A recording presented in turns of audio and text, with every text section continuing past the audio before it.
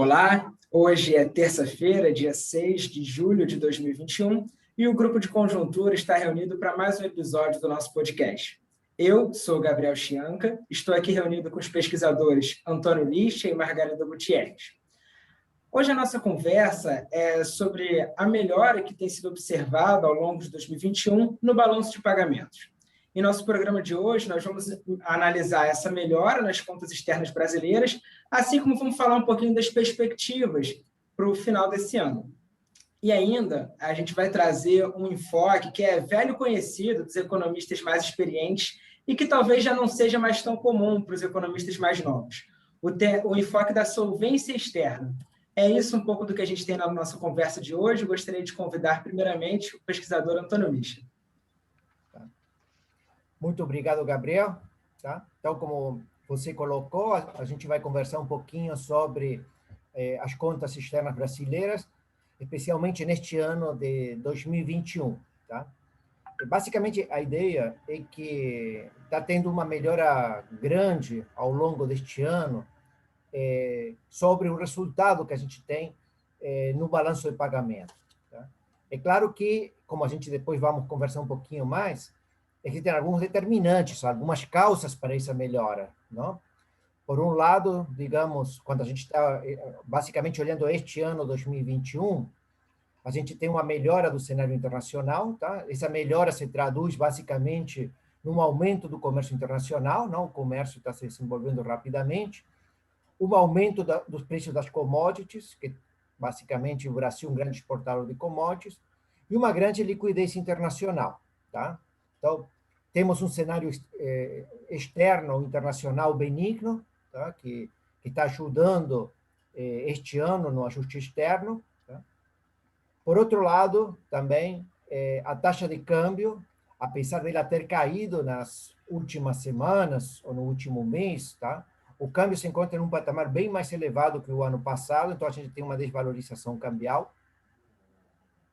E, por outro lado, no último mês, no último mês e meio, tem caído bastante o risco país, que tem provocado a atração também de capitais internacionais, não? No meio dessa abundância de liquidez internacional que existe. Tá? Isso se junta, tá? Ou seja, um cenário internacional benigno, com vários determinantes, um câmbio que ainda está num patamar bom, uma queda do risco país, pelo menos comparado com o ano anterior, 2020. Tá? Aconteceu também que o ano passado teve um forte ajuste do nível de atividade que permitiu reduzir as importações. Este ano, especialmente, só 2021, o que está acontecendo ao longo deste ano é que a gente vai ter o efeito contrário, não? Ou seja, este ano o nível de atividade está aumentando com relação ao ano anterior, tá? A gente já está prevendo um crescimento do PIB, não, de 5% ou mais para este ano.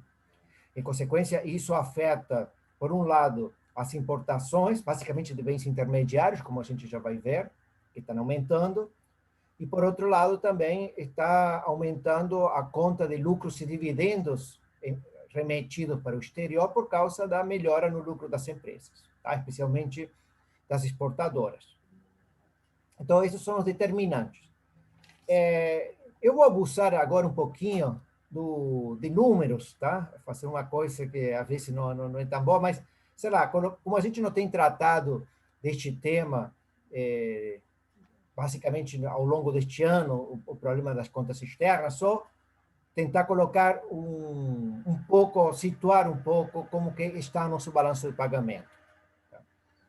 Quando vamos começar primeiro pela conta corrente, e dentro da conta corrente, pela balança comercial. Tá? A balança comercial está formada por exportações e importações de bens. E quando a gente vê as exportações, o ano passado, elas totalizaram um total de 211 bilhões de dólares. Tá? Se espera que este ano as exportações alcancem no patamar de 280 bilhões, é o que o Banco Central tem estimado. Outros agentes consideram esse número 280 um pouco otimista demais. Tá? O Pactual, por exemplo, está prevendo 270 bilhões de dólares de exportação para este ano. Tá? Elas estão muito impulsionadas, não? Esse crescimento de 211 para 270, 280 bi, está muito impulsionado pelo aumento dos preços, não? Das commodities, especialmente minério de ferro, petróleo e soja. Do outro lado, do lado das importações, elas também estão crescendo bastante. Tá? O ano passado totalizaram 178 bilhões de dólares as importações de bens, e este ano devem chegar a um total de 210 bilhões de dólares. Tá? Esse aumento de 20 e poucos bilhões de dólares está concentrado basicamente em bens intermediários. Tá? Basicamente por causa da melhora do nível de atividade este ano, tá? E por alguns problemas contábeis que temos sempre com as plataformas de petróleo, não? Tem a Recoff, que tem sido uma mudança na contabilidade. Tá? Mas de qualquer forma, as exportações têm aumentado muito mais, devem aumentar este ano muito mais que as importações. Não? Então, devemos ter uma melhora substancial do saldo da balança comercial este ano. O ano passado, a gente teve um superávit na balança comercial de 32 bilhões de dólares, e este ano devemos ter um superávit comercial por volta de 70 bi, tá? Porque as exportações estão crescendo muito mais que as importações. Tá? Agora, quando a gente vê as outras contas da conta corrente, basicamente serviços e a renda primária, a conta serviços vai ficar mais ou menos no mesmo patamar do ano anterior, do ano passado, tá? Do 2020. Em 2020 teve um déficit de 21 bi e este ano devemos ter um déficit de 19 bi. Então mais ou menos ficamos por volta de 20 bilhões de dólares de déficit na conta serviços. Mas, por outro lado, a renda primária não, na conta de rendas, não? O ano passado tivemos um déficit de 38 bi e este ano teremos um déficit de 51 bi, não? 51 bilhões de dólares. Basicamente porque piorou a remessa de lucros e dividendos para o exterior. Tá? Ou seja, basicamente aquelas empresas exportadoras de commodities, que são multinacionais, estão enviando mais recursos para o exterior. Tá? Então, quando a gente olha a conta corrente no seu conjunto, a gente vê o seguinte: por um lado, a balança comercial deve melhorar 70 bilhões de dólares. Tá? A melhora deve ser 70 bi este ano contra 32 do ano anterior. E, por outro lado, a conta serviços e renda deve piorar. Tá? Quando a gente soma as pioras da conta serviços e renda, a piora alcança mais ou menos os 70 bi. Tá? Com o qual o déficit em conta corrente este ano deve ficar mais ou menos zerado. Ou seja, devemos ter um superávit na balança comercial de 70 e um déficit na conta de serviços e rendas de 70 bilhões. Tá? Então, devemos fechar com uma conta corrente zerada. Tá? O ano passado, o déficit em conta corrente foi de 24 bilhões de dólares. Tá? Então, vamos ter uma melhora de 24 bi na conta corrente.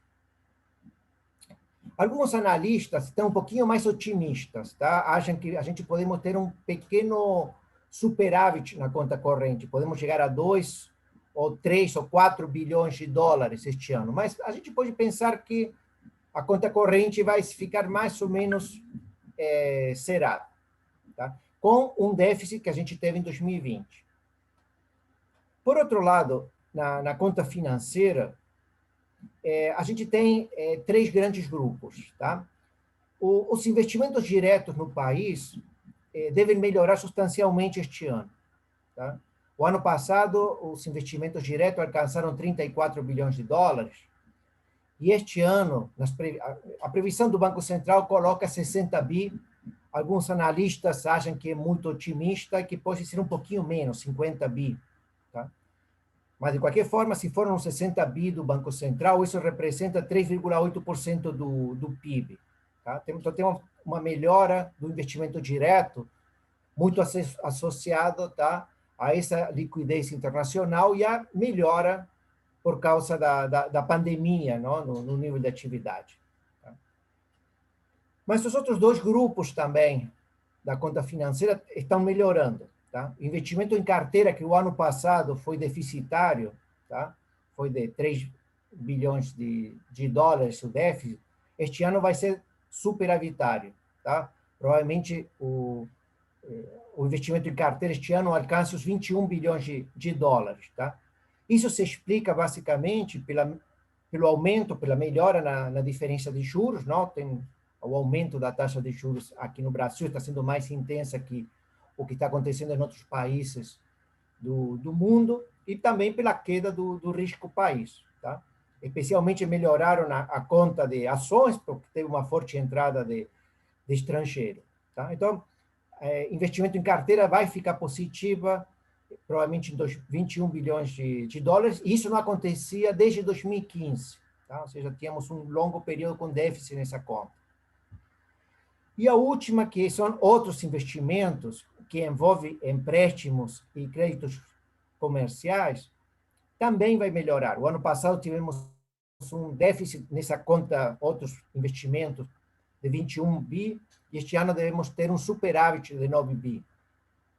Estão aumentando especialmente os empréstimos. Tá? Os empréstimos, basicamente, as empresas estão tomando recursos no exterior. Tá? Então, quando a gente olha a conta financeira, tá? A gente vê de que melhorou, vai ter mais investimento direto, vai ter uma entrada grande em carteira e vai também ter uma entrada grande em empréstimos. Tá? Com isso, o superávit da conta financeira deve alcançar os 90 bilhões de dólares este ano. Tá? O ano passado foi 11 bi. Tá? Então, quando a gente olha esses números, a gente vê o seguinte: a conta corrente vai melhorar este ano mais ou menos uns 24 bilhões de dólares. Tá? O ano passado foi um déficit de 24, este ano deve ficar zerado. Então, melhorou 24. E, por outro lado, a conta financeira deve melhorar uns 79 ou quase 80 bilhões de dólares. Quando a gente soma os dois saldos, a gente vê que o nosso balanço de pagamento este ano deve melhorar mais de 100 bilhões de dólares. Tá? Mais de 100 bilhões de dólares, tá? Comparado ao ano 2020. Tá? Se a gente considera que este ano teremos um PIB em dólar, não? O PIB brasileiro em dólar, um pouquinho menor que 1,6 trilhões de dólares, isso significa que a melhora do balanço de pagamento deve representar mais ou menos 6,5% do PIB. Tá? Digamos, um número acima de 6% do PIB. Tá? Então, temos uma substancial melhora de nosso balanço de pagamento, de nossas contas externas. Tá? É claro que grande parte disso está sendo explicado pela conta financeira, pela entrada de capitais, tá? Que representa quase 80 bi. Tá? A conta corrente representa 20 e poucos bi. Isso vai se traduzir, em consequência, numa melhora das reservas internacionais. Tá? Tem várias estimações sobre isso. Tá? O Banco Central não tem, mas quando a gente olha outros agentes que fazem previsões, em geral, a gente espera que a melhora das reservas internacionais seja este ano de mais ou menos 10 bilhões de dólares. Ou seja, que o Banco Central acabe 2021 com 10 bilhões de dólares a mais do que aconteceu o ano passado. Tá? Apesar de todas as intervenções que ele tem feito ao longo do ano no mercado de câmbio. Tá? Então, essa era um pouco a ideia. Não? Ou seja, o fluxo cambial este ano, comparado com o ano anterior, está muito mais favorável. Tá? Vamos ter uma certa abundância de dólar, o que ajuda a explicar também, em parte, o patamar em que a taxa de câmbio se encontra. Tá? Hoje em dia, tem já muito analista colocando R$ 5 por dólar como sendo um pouco o teto tá, das previsões para o final do ano. Tá? Um pouco olhando essa abundância de dólares. Tá? Bom, Margarida, você então poderia complementar a análise com os indicadores de solvência, não? Então, eu gostaria de começar destacando a importância da leitura do balanço de pagamentos, quando a gente tenta falar aí de câmbio, setor externo brasileiro, porque é no balanço de pagamento, nas transações que ali ocorrem, que a gente tem os fundamentos, vamos dizer assim, da taxa de câmbio, no regime de câmbio flutuante, né? A gente sabe que no dia a dia a taxa de câmbio pode se descolar um pouco, né, dos fundamentos, porque tem outros fatores aí que afetam o cotidiano da taxa de câmbio, então ela é muito volátil, uma variável muito volátil, mas, de qualquer maneira, a importância do balanço de pagamentos está em que ali estão os fundamentos dos determinantes da taxa de câmbio no curto prazo, né? Então, o Lixa colocou aí todos os fatores que têm melhorado bastante, né, as nossas transações com o resto do mundo, quer sejam transações correntes, quer sejam transações financeiras. E agora, então, eu gostaria de falar um pouquinho sobre os resultados, vamos dizer assim, do ponto de vista da solvência externa, quais são as implicações dessa melhora que a gente tem tido no balanço de pagamentos, que, na verdade, vem antes da pandemia, né? Pré-pandemia, a gente já estava assistindo a uma melhora em dezembro de 2019, por exemplo, a gente tinha lá melhoras nas contas externas que vinham acontecendo gradativamente. Então, eu quero falar um pouquinho das implicações dessa melhora nos indicadores de solvência externa. Indicadores de solvência externa, a gente tem vários. E, na verdade, o que se discute quando se discute solvência externa? É um pouco análogo à questão fiscal. É a capacidade do país em honrar compromissos em moeda internacional. Então, um primeiro grande indicador aí é essa comparação que o Lixa fez sobre o saldo de transações correntes e os investimentos diretos no país. Então, por exemplo, em grandes números, né, nós tivemos um déficit de transações correntes em 2019, fechou o ano, de 50 bilhões de dólares, 50,9. E o investimento direto que ingressou no país foi de 73,5 bilhões de dólares. Com a pandemia, tanto o déficit diminuiu, como a entrada de investimento direto também diminuiu. Mas, agora, em maio de 2021, que é o último dado que a gente tem do Banco Central, o nosso déficit em transações correntes acumulou 8,3 bilhões de dólares nos últimos 12 meses, e o investimento direto, 39,3. Então, qual é o significado dessas duas informações? Que a gente está financiando o déficit de transações correntes com uma super folga, porque essa entrada desse investimento direto é aquele capital que vulgarmente se chama o capital de boa qualidade. Em princípio, é o capital que vem porque está apostando nas condições do país, está olhando mais o longo prazo. E essa entrada de investimento direto que está aumentando, inclusive projetada pelo Banco Central para o ano, que deve aumentar, chegar quase a 70 bi, ela é também fruto da melhora do ambiente econômico e dos processos aí de concessões que têm atraído parte do capital internacional, né? Então, aí a gente já tem uma primeira grande medida dessa melhora, é que o nosso déficit atual ele está sendo mais do que financiado com a entrada de capital de boa qualidade, que não é aquele capital tão volátil, especulativo, investimento em carteira, que vem muito motivado pelo diferencial de juros, né? Esse capital não, ele é considerado, assim, vamos dizer assim, de boa qualidade, né? Um outro indicador que eu queria colocar também é a nossa dívida externa líquida. Ela já vem numa trajetória negativa desde 2007, e, na verdade, em dezembro de 2019, nós tínhamos uma dívida externa líquida de 62 bilhões, e hoje a nossa dívida externa líquida é de 71 bilhões de dólares. Qual é o significado disso? Que as nossas reservas internacionais estão crescendo frente ao nosso endividamento externo. Então, dentre os indicadores de solvência externa que pretendem medir a capacidade do país de honrar compromissos internacionais em situações difíceis, nós temos um que é muito utilizado, que é a dívida externa bruta dividido pelo total das exportações brasileiras. Então, esse dado hoje representa 1,12. Como é que a gente lê esse número? Que nós precisamos, um ano de exportações brasileiras pagariam a totalidade da dívida externa bruta, incluindo dívida do setor público e dívida do setor privado. Esse indicador é muito bom no caso brasileiro, ele já chegou a 3 no passado, e hoje ele é 1,12. Agora, qual é a importância dele? É porque as exportações não são entradas de capitais financeiros. Na verdade, são fluxos de dólares gerados pelas nossas exportações. Então, é um fluxo de dólar gerado pelo próprio país, vamos dizer assim, né? Então, esse indicador, hoje, ele é muito confortável, né? Um outro indicador também que a gente fala muito, né, que usa muito, é a reserva internacional dividida pela dívida externa.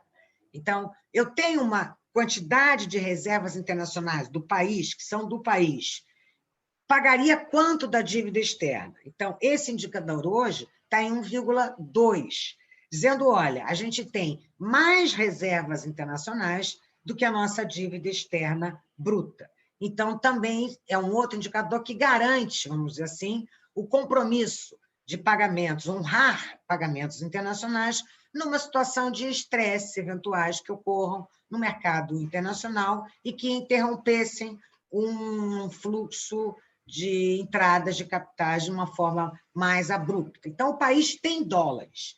No fundo, tudo isso significa, olha, hoje nós não temos uma crise externa, nós temos liquidez aí em dólar bastante garantida pelos nossos fluxos, pelas entradas de capitais financeiros, que a gente não controla muito, mas a gente tem recebido.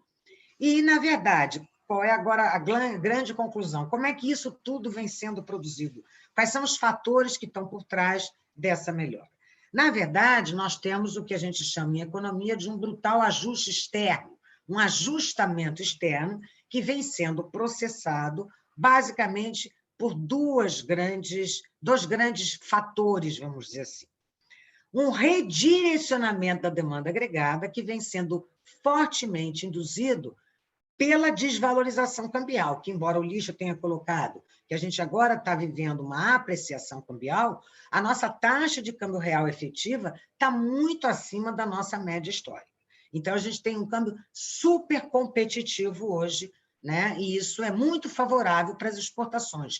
E, além disso, a gente teve um grande aumento de preço de commodities. Então, o Brasil tem sido duplamente beneficiado, tanto pelo câmbio competitivo, como se a gente pensar na taxa de câmbio real, porque a gente tem câmbio nominal que subiu muito, desvalorizou muito, e preço em dólar das nossas commodities, que também subiu muito. Então, esse redirecionamento da demanda agregada significa a parcela da demanda externa no PIB aumentou, né? Então, isso foi produzido pelo câmbio. E, além disso, nós temos aí, no ano passado, a economia brasileira teve uma queda importante do PIB, de 4,1%, né? E isso também ajudou no ajuste externo, que é o tal do redimensionamento da demanda agregada.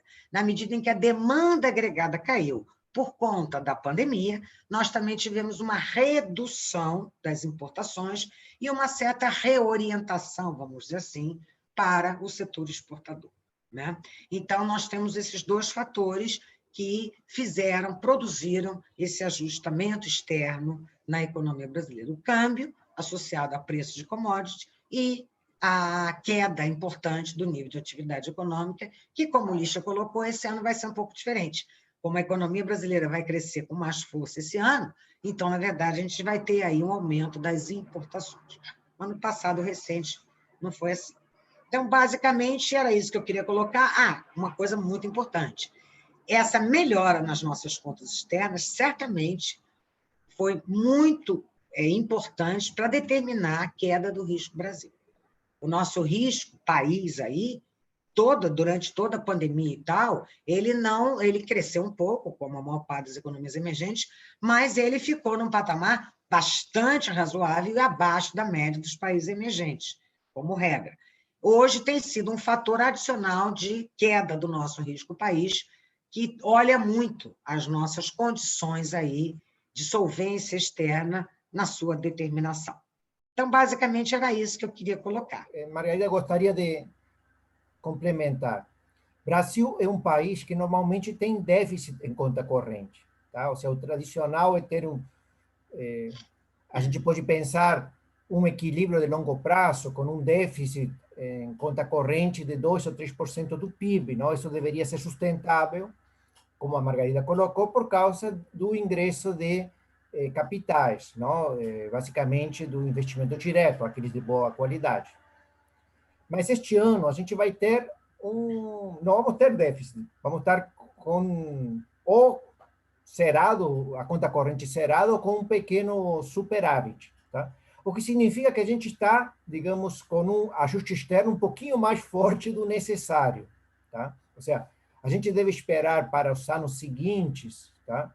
Alguma piora no déficit ou na conta corrente, tá? Este ano vamos estar com uma conta corrente muito acima do que é a nossa história ou que a estrutura da economia brasileira requer, tá? Ok, mais um ingrediente de como é que a gente teve um grande ajuste, como a Margarida destacou, um grande ajuste de nossas contas externas e como ele tem passado um pouquinho do ponto, tá? O último tema que eu gostaria de destacar é a vantagem de ter uma taxa de câmbio flutuante. Tá? Depois que a gente começou com um regime de câmbio flutuante, ainda que seja uma flutuação administrada, que no momento de estresse o Banco Central precisa intervir e tudo, mas esse regime de câmbio flutuante permite esse ajuste externo nas nossas contas e evita que a gente possa ter uma situação de crise cambial, que foi um tema que acompanhou a economia brasileira, as economias latino-americanas, não, ao longo de séculos da sua história, tá? Mas como o Gabriel falou no início, na apresentação, tá? A gente não tem falado muito sobre a questão externa por causa disso, por causa de que existe um ajuste meio que automático das nossas contas externas e o câmbio flutuante tem sido um estabilizador automático importante para nossas contas externas. Então, esse é um aspecto da economia brasileira, ou da sociedade brasileira, bom. Tá? Normalmente, a gente não trata disso por ser uma boa notícia, mas a boa notícia da nossa conversa hoje é como é que não vamos ter nenhum problema com o fluxo cambial, não? Este ano. Pelo contrário, estamos tendo uma certa abundância de câmbio. Isso não significa que o câmbio não vai desvalorizar, porque, vamos lá, foi aquilo que eu coloquei, os fundamentos são bons, mas a determinação da taxa de câmbio no curto prazo, num período muito pequenininho de tempo, sofre aí movimentos que vão além dos fluxos de balanço de pagamentos. Perfeito. Muito obrigado, professores. Então, assim nós encerramos esse episódio com boas notícias também do nosso podcast do Grupo de Conjuntura. Nos vemos na terça-feira que vem. Até lá.